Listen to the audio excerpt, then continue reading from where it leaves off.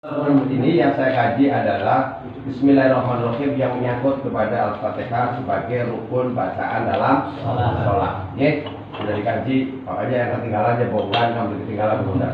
Saya berikan kunci Bismillahirrahmanirrahim. Kenapa Bismillahirrahmanirrahim itu mengawali satu perbuatan harus dengan Bismillahirrahmanirrahim. Itu ada maknanya luar biasa. Indah malu biniyat. Allah melihat amalan itu tergantung niat. Jadi sengsara bisengsara wong tergantung niat. Doa diterima kalau diterima tergantung niat. Amalan apapun itu kuncinya di dalam Bismillahirrahmanirrahim, dalam niat. Makanya saya akan membuka kunci-kunci Bismillahirrahmanirrahim malam ini. Barangkali ini ada manfaatnya. Baik, akan saya manfaatkan. Setuju lagi? Ini kudu guyonan baik aja ngantuk udah beli. Beli apa? Perhatikan baik-baik ya, dan semuanya akan saya ngaji kunci supaya kalian Al-Murabi juga kalah nih pengajian begini, kalah karena darurat ya. Saya hanya waktu minta 1 jam, jam 11 sudah selesai. Kalau mau lanjutin ikutin saya. Di dalam kemarin saya sudah ceritakan di dalam diri manusia ada berapa? 3. Ada 3. 1 akal itu apa? Kecerdasan otak. Terus hati itu apa? Rasa. Kecerdasan rasa. Terus rohani. Apa? Kecerdasan batin. Ya, jadi yang namanya rohani itu artinya ada tubuh yang sama ada badannya. Kecerdasannya disebut batin. Bedanya rohani bicara tanpa lisan, berpikir tanpa otak. Ya, harus nyalain gini. Kenapa begitu? Lalu Michael Spertin itu mengatakan bahwa di dalam tubuh manusia itu ada 3 kategori: intellectual EQ, emotional EQ, spiritual EQ. Intellectual EQ itu adalah dalam otak. Kecerdasan otak itu namanya akal, ya kan? Dalam Islam disebut akal. Kecerdasan otak disebut akal. Itu namanya intellectual EQ. Ini masih join. Lalu kata Michael Spertin mengatakan bahwa di dalam tubuh manusia, karena saya pernah belajar buka otak tengah, di dalam hati itu ada disebut emotional EQ. Emotional itu apa? Rasa. Kecerdasan rasa. Merasakan itu sensitivitas. Sensitivitas. Itu namanya disebut emotional EQ. Kecerdasan ini disebut fuad. Disebut fuad. Jadi kecerdasan rasa disebut fuad. Ini disebut kategori Zoe. Kecerdasan intelektual EQ, keberhasilan seorang kalau otaknya cerdas, itu kecerdasan itu keberhasilannya 20% sampai 1 sampai 20%. Kecerdasan, keberhasilannya. Tadi beli bagus. Kalau emosional EQ atau kemampuan hati, kemampuan rasa atau kemampuan kecerdasan fuad itu 20 sampai 40 20 sampai 60.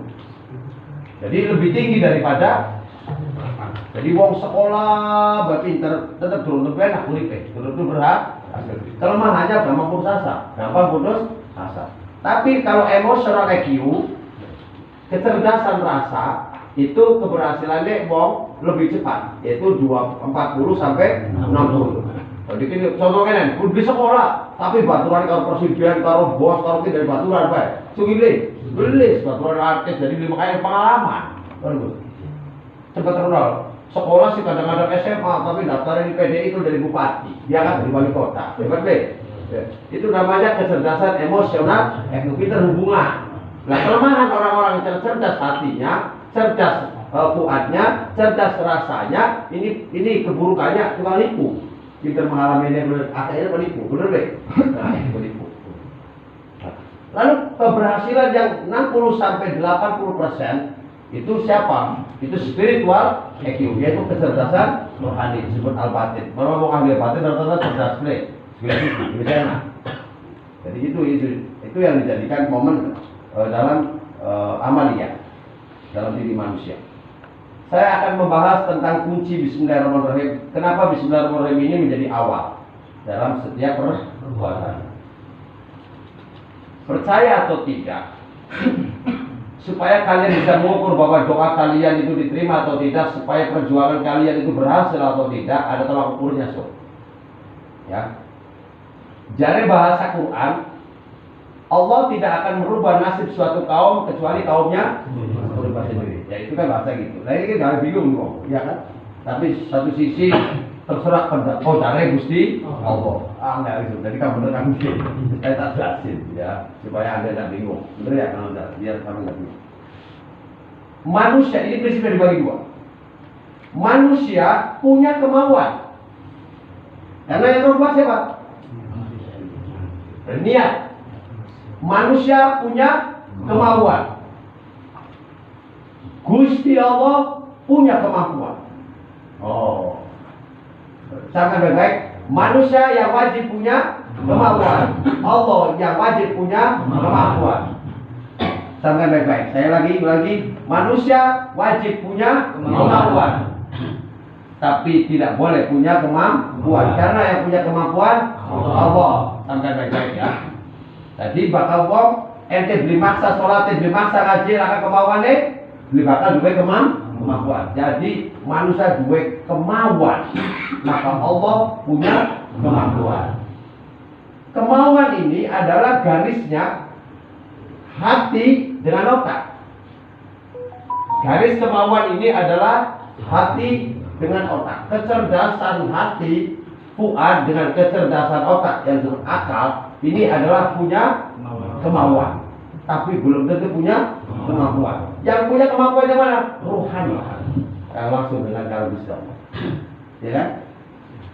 Lalu pertanyaannya begini, saya sudah punya kemauan keras, tapi sampai hari ini saya tidak punya kemampuan. Lurus. Oke, dua-dua. Kalau orang sudah punya kemauan, dia juga belum pengen punya kemampuan. Dua-duanya sudah belajar teknis dan lain, tapi belum menang-menang kok. Beli gol-gol, ya kan? Diperiksa. Ada yang diperiksa yang mananya? Yang diperiksa apanya?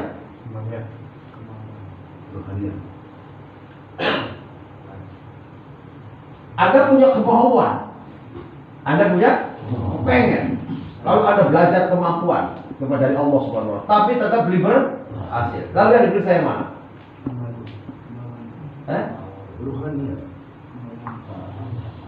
Oh, ini rokok ya? Rokok kita dia lalu kita bayar bener deh. Jadi kemana atau kemana bayar. Ini yang banyak orang tidak paham, maka saya buka kuncinya supaya kalian tidak putus asa hidupnya. Kenapa tidak berhasil? Kenapa Anda cerdas tanpa belajar? Wah, ini aja kalau saya punya sistemik yang namanya kunci-kunci dalam hidup. Walaupun saya hidupnya begini, nggak apa-apa, saya terima. Terus kalau diterima jangan bersama mani, bukan bersama mani. Jadi, ini benar kita ya, Gus. Ya, kalau Anda sudah punya kemauan, lalu pengen punya kemampuan, terus kemampuannya dilatih, tapi tetap tidak berhasil. Periksalah kemauan Anda. Benar dulu kemauan betul. Kemauannya dulu. Ya Allah sudah berusaha bukan begini. Doa sudah jujur, sudah meminta kepada Allah, tapi berhasil. Periksa kemauannya. Ya kan? Contoh. Ini besok. Bukan untuk nah, berarti kemauannya? Kemauannya? Yang namanya kemauan itu apabila ada kesempitan, maka itu ada kesempatan. Itu adalah kesempatannya. Di ciri orang sukses. Setiap kesempitan selalu jadikan kesempatan. Yang namanya kemauan itu tidak pernah peduli dengan apapun, peduli pada kemauannya, dan kemauannya itu adalah ukuran Allah menurunkan kemampuannya. Tidak ada yang lain selain itu. Sampai baik-baik. Periksa kemauannya. Wiru aku, jujur aku, tapi bahkan ya kan? Berarti kemauannya sudah lemah langsung. Jelas tidak ngomong? Baca Bismillahirrahmanirrahim. Cocoklah soal, tapi datang ke rumah berbeda. Bukan selain karena lo mentang baik kalau lain dah boleh. Kalau kamu si bupati sekarang, loh, berarti kemauannya? Anda ukur kemauan Anda adalah tolak ukur kemampuan Tuhan. Jadi kalau sudah kemauan yang paling titik kemampuan Anda, tidak peduli kepada apapun, selalu berharap ada kemampuan Tuhan Anda. Itu kunci. Apa? Saya sudah dengan kemauan Tuhan saya. Tidak ada yang mengganggu kemauanku, karena kemauanku itu isinya adalah kemampuan Tuhanku. Oke, salam Muhammad. Kenangan sama Kevin. Ada. Itu namanya kemauannya. Lama, coy. Camkan baik-baik. Allah tidak akan merubah suatu etikat seseorang. Tidak akan merubah kemampuan orang itu kalau orang itu tidak merubah kemauan. Camkan saya baik-baik. Halo. Cocok beli. Kalau Anda tidak berhasil dalam sesuatu, periksa kemauan Anda. Gelendang beli, ngeluh beli. Itu kemauan Anda. Allah tak akan turunkan kemampuan. Kalau Allah hanya turunkan kemampuan bagi hambanya yang punya kemauan. Kemauan yang bagaimana? Kemauan yang tolak ukurnya adalah kemampuan Tuhan. Dia anak bodoh adalah kemauan. Aku menyembah segala hidupku. Apapun niatku, apapun kemauanku, semuanya aku serahkan kepada Tuhanku. Kemauanku adalah kemauan Tuhanku. Maka kemauanku adalah pasti wa iya karena stain dan pasti adalah pertolongan Tuhanku. Tidak ada yang mampu mencegah kemauanku, karena kemauanku itu adalah kemampuan Tuhanku. Itu bismillah namanya. Halo, selalu alaihi Muhammad. Ini sudah beli bang, Anda sendiri bang Anda. Wah bisa nih anu, kira-kira beda. Siapa? Habis. Ada sering beli mana? Sering beli. Tapi pegawaian deh, sesuatu. Orang anjir.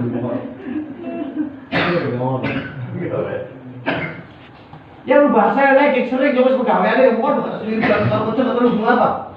Lanjutin lu.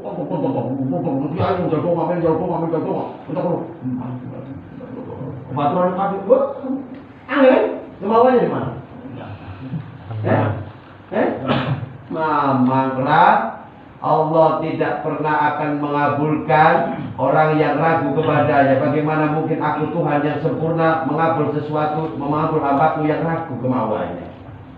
Lalu kemampuanku nanti akan dibawa kemana? Kalau hambaku menerima kemampuanku, maka semua itu akan menjadi gonjang-ganjing kemampuannya, maka akan merusak segala-galanya.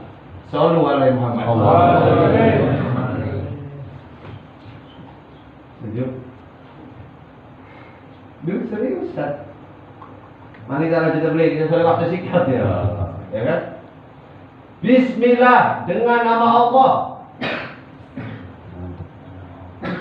Semua sumber nama-nama ini adalah nama Allah. Semua sumber ini adalah zat Allah. Semua sifat-sifat yang berlaku di dunia ini adalah sifat-sifat Allah. Semua perbuatan ini tergantung perbuatan Allah. Maka kemauanku ini adalah berujung kepada tombaknya kemampuan Gusti Allah. Halo. Cageranku, bentengku, itikadku, kemampuanku, semua sumber segala dariku ini. Kemampuanku ini adalah bentengnya Allah. Namaku ini tidak ada. Namaku bersandar kepada nama Allah. Zatku yang lemah ini aku bersandar kepada zat Allah. Sifatku yang hina ini bersandar kepada sifat Allah. Perilakuku yang lemah ini aku bersandar kepada perilaku Allah. Bismillah, kemauanku tidak pernah ada terhalangi, karena kemauanku bersumber kepada kemampuan Tuhanku. Tak. Sallallahu alaihi wasallam. Tentu ya sih ngomong kayak gini tuh. Ya kamu tahu. Sekarang saya mau tanya, yang ini milik siapa? Allah. Jadi ada bakal nurun modal. Tolong mengucapkan kemampuan Tuhan, kemampuan Allah. Anda menggunakan nama Allah sang pemilik muka bumi ini. Anda menggunakan zat Allah yang mengatur semua zat-zat alam ini. Anda menggunakan nama Allah yang berkuasa, Malikul Mulk. Kenapa Anda harus berserah diri kepada sesuatu? Berserahlah kepada namanya, berserahlah kepada zatnya, berserahlah kepada sifatnya, berserahlah kepada kekuasaannya, berserahlah kepada singgasananya, berserahlah kepada kodo dan kodarnya. Itulah kemauan manusia. Kalau seperti itu, maka kemampuan berada di dalam dirinya. Sallu ala Muhammad. Orang udah dimotivator, dilarang, dikerjakan coy. Ya boleh. Lanjut. Apa mana itu ya? Mungkin ini Anda udah masuk buat buku kelas. Ya kali-kali kemauan kasih titik kamu. Anda sabar. Anda blok kabeh. Kalau aja. Mau diomongan siapa mantan. Setuju? Setuju. Tenang gak kalau begitu? Kita mah pengen kan satu kali lah, kan siapa? Dia boleh hebat, tapi dia tidak akan melawan kemauanku yang hebat. Dia boleh berkuasa, tapi kemauanku yang lebih berkuasa karena bersandar kepada kemampuan Tuhanku. Kan mengkonon Ustaz Mulyana. Aja tulis mana masa ngerti ya nulis bibir. Jujur. Setuju nggak, Baji? Setuju nggak? Anda periksa, kalau tidak berhasil periksa kemauan Anda periksa, karena tidak mungkin Allah menurunkan kepada orang yang punya kemampuan azamu fil hajat. Azam kekuatan niatnya, hajatnya kuat, iktikadnya sangat kuat. Allah tidak mungkin menurunkan kemampuan kepada orang yang ragu. Nabi luar, bisa sok konsep, orang kanan itu, ya tahu. Bayangkan, yang kamu menegur kamu tidak bakal bisa, itu manusia. Sedangkan kamu bersandar kepada nama manusia. Sedangkan kamu etikanya bersandar kepada nama Tuhan yang berkuasa atas sesuatu. Bagaimana mungkin kamu lemah? Periksa kemauanmu, lemah di mana? Suruh kamu berkuasa nggak begitu? Salam Muhammad. Lawan, pengen kawin banyak.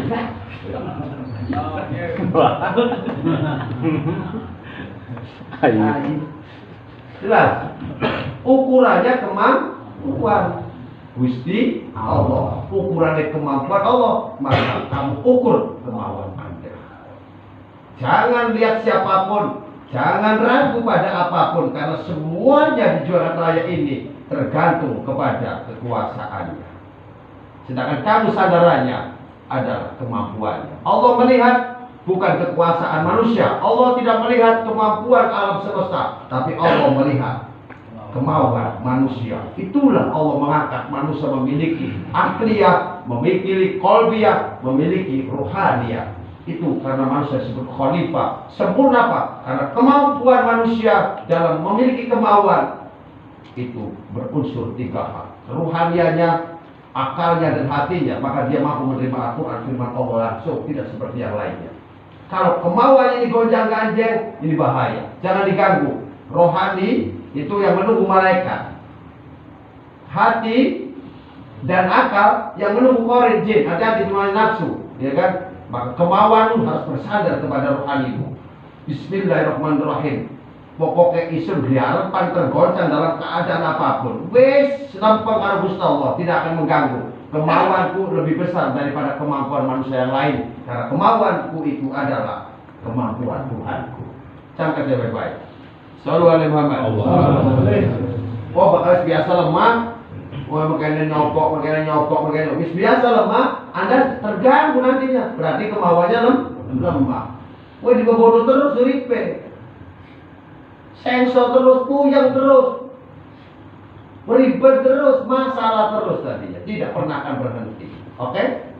Bersandarlah kepada Allah. Iya karena dulu, iya karena terakhir. Dan itu bismillah pentingnya. Dengan nama Allah, berarti tidak ada nama yang berkuasa selain nama Allah. Termasuk aku dan termasuk mereka. Kalau mereka menggangguku, menghalangi itu begini, tidak. Dia bukan nama Allah. Aku bersandar kepada nama Allah yang Rahman Rahim. Tidak ada nama yang berkuasa kepada hidupku kecuali nama Allah. Tidak ada yang lebih kuat kecuali nama Allah. Tidak ada yang lebih berkuasa kecuali nama Allah. Tidak ada sesuatu apapun yang mampu menghalangi Allah yang berada di dalam kemauanku. Itulah bismillah. Ngeten coy. Bari waras. Sallallahu alaihi Muhammad. Nah. Hebat hujan, hebat Allah. Hebat banjir, hebat Allah. Gusti Allah kok bekerja nurunkan hujan sebagai rahmatnya, tapi manusia pada melayu. Rahmatnya Allah pada melayu. Ini bakal udah mandek dan melayu. Tetap ngaji. Melayu dah ngaji, dah mandek, dah muruh. Jalan terus. Minggir. Mobil sih. Minggir. Siapa bisa? Apa? Ya namanya lagi ini lagi ngawak ngenteni apa ngenteni hujan. Dia kopak hujan. Dan turun jadi. Ya kan sih.